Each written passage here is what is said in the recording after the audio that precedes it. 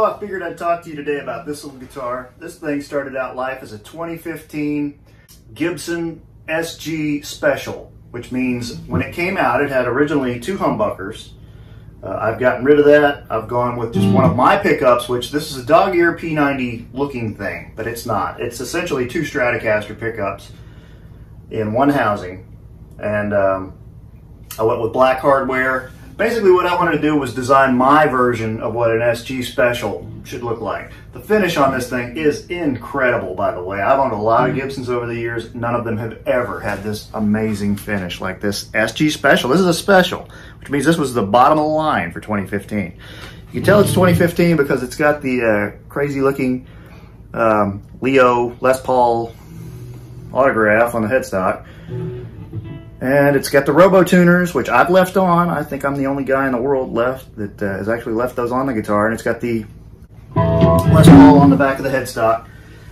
Now the controls on this look crazy. Everybody looks at this and goes, well, if you've only got one pickup, why have you got all these controls? Well, the guitar came with all these holes, obviously. It came with two volumes and two tones and a pickup selector. What I decided to do is I went with a active 3-band EQ. So I've got treble, mid, bass. And this pickup selector is now a blow-by switch, so it wires the pickup directly to the output jack, bypasses the EQ. So we can basically dial in two very different sounds. Kind of be able to emulate what you would have with a neck pickup. This volume pod is also a coil splitter, so it splits this pickup. Instead of it being two Stratocaster pickups, it's now one Stratocaster pickup. A very trebly, fendery kind of sound. And then if you go push it in, you get more of a humbucker sound. Just trying to kind of get the best of both worlds on that and come up with a guitar that sounded a lot different than most of my Gibson humbucker guitars. This thing has a huge neck compared to traditional Gibsons. And it has a much wider neck. And it's got a flatter radius, so it's more like what you'd find on an Ibanez.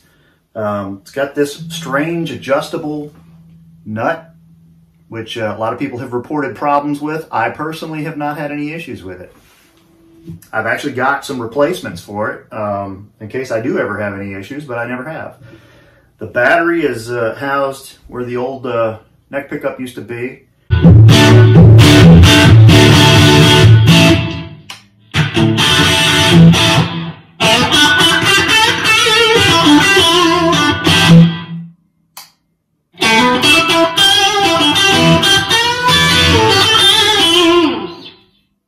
So it's got a lot of different kinds of tonal range.